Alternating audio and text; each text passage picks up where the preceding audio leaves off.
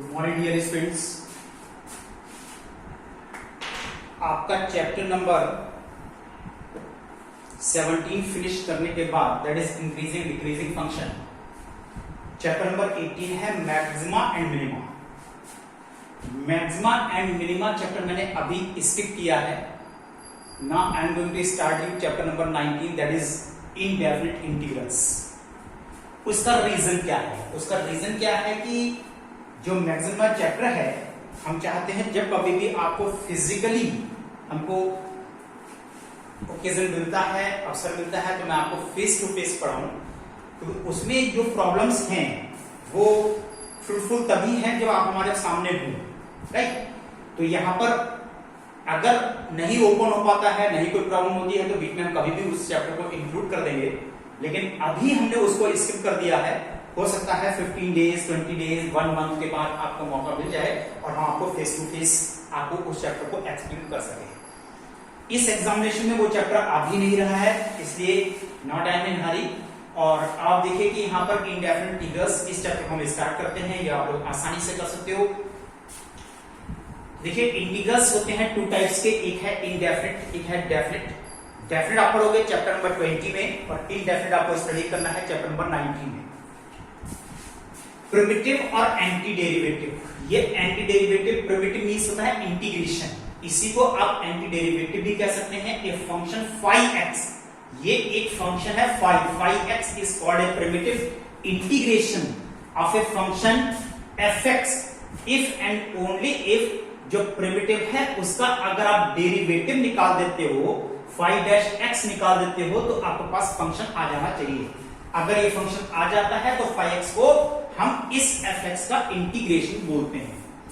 For example x raise to the power 4/4 is a primitive of x³। इस x³ का ये integration है। कब है? बिकॉज अगर आपने प्रिमिटिव x पावर 4/4 का d/dx डेरिवेटिव निकाल दिया है, तो यहां पर ये हमारे पास फंक्शन आ जाता है। Then we can say x power 4/4 is the primitive of x³। Primitive means integration of x³। तो यहां पर देखिए एक फॉर्मूला हमारे पास आता है कि derivative of primitive that is phi-x। ये phi-x डेरिवेटिव के इक्वल है। अगर किसी भी प्रिमिटिव का डिफरेंशियल निकालने से phi-x ये हमारे पास डेरिवेटिव आता है, तो हम phi-x कहते हैं कि यहां पर ये प्रिमिटिव है। अब क्वेश्चन आता है कि phi-x का डिफरेंशियल phi-x है, राइट? यहां पर अगर phi-x प्लस c का हम डेरिवेटिव d/dx निकालते हैं, स्टिल इट इज phi-x। इसका मतलब यह है कि यहां पर डेरिवेटिव किसका हो सकता है? phi-x का भी हो सकता है, phi-x प्लस c का भी हो सकता है। c for any constant. तो यहां पर तो कांस्टेंट तो वेरियस हो सकते हैं, डिफरेंट टाइप के हो सकते हैं। इसका मतलब यहां पर इनफाइनाइट फंक्शंस पॉसिबल हैं जिसका डेरिवेटिव केवल एक phi-x यहां पर हो सकता है। तो यहां पर हमको इससे क्या पता चला? इससे पता चला कि इनफाइनाइट इंटीग्रेशन भी हो सकते हैं, right? Now see indefinite integrals. Indefinite integrals में यहां पर हमको देखिए इनडेफिनिट है, ये नॉट लिमिटेड नहीं है। Let f(x) be a function, then family of all primitives. ये फैमिली मैंने वर्ड क्यों लिखा है? तो यहां पर इनफाइनाइट इंटीग्रल्स हो सकते हैं। Family of all primitives is called the indefinite integration of f(x) and denoted by, और इसके लिए आप लोग सिंबल यूज करते हैं, दिस इज dx, और dx कहलाता है with respect to x, integration of f(x) with respect to x।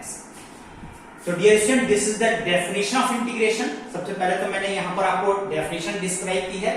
अब इसके बाद देखिए यहां पर इंटीग्रेशन के, इसमें आपकी बुक में देयर आर 20 थ्योरम्स लिखा है, फंडामेंटल इंटीग्रेशन फॉर्मूले, पेज नंबर 19.2 पर।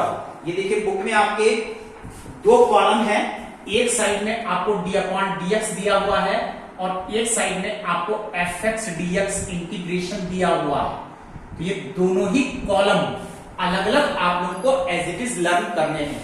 डिफरेंशियल आप सब जानते हैं, 20 फॉर्मूले डिफरेंशियल का आपको पता है। इंटीग्रेशन यहां पर लिखा हुआ है।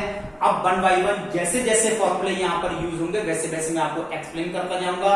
There is no need to write 20 formulas on the board, right? It is written already in your book. Learn from your book, अपनी बुक से आप लोग इसको याद करते रहिए। चलिए now I will discuss with some problems based on integration directly. आप देखिए मैं यहां पर प्रॉब्लम्स पर आ रहा हूं, किस तरह से आप यहां पर इसके इंटीग्रेशन को करते हैं।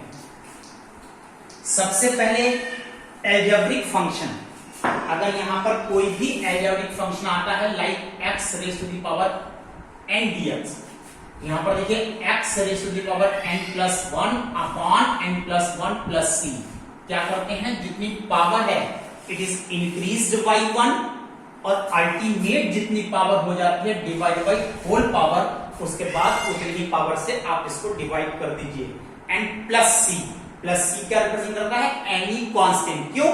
इसका डिफरेंशियल, अगर आप इस इंटीग्रेशन का डेरिवेटिव निकालते हो तो ये फंक्शन आपके पास आ जाता है और सी का यहां पर डिफरेंशियल 0 हो जाता है।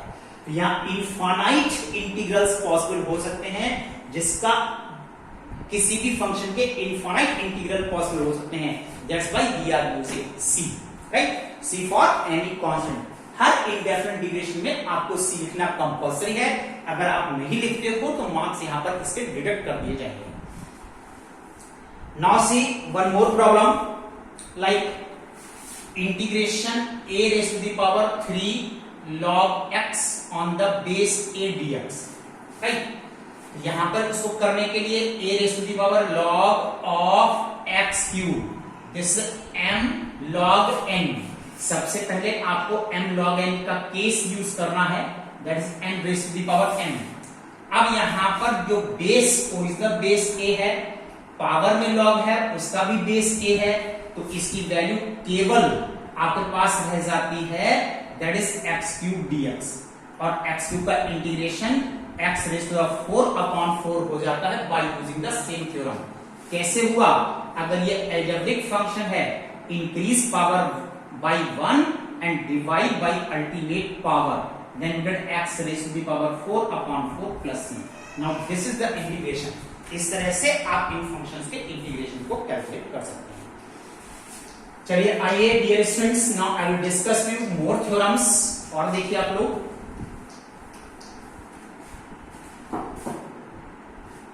Now integration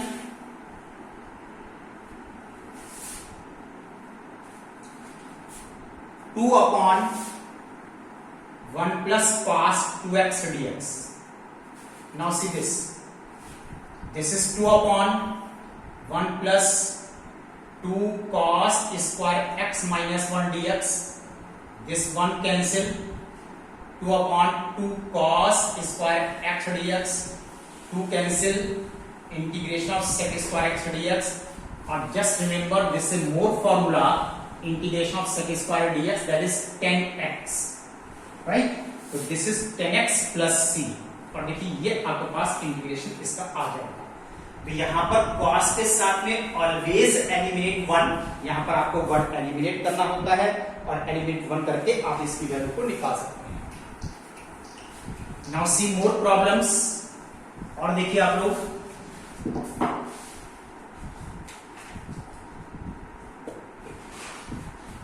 integration e raise to the power x log a on the base e dx। यहां पर देखिए फिर मैं प्रॉपर्टी यूज कर रहा हूं m log n। You can write log a raise to the power x on the base e dx। Original base log का base आपस में इक्वल है, then a raise to the power x dx। अब इसके लिए integration आप लोग use याद करिए, that is a raised to x upon log of a। कितना फर्क है? जब इसका डिफरेंशियल आप निकालते थे तो आपको मिलता था a raised to x into log a।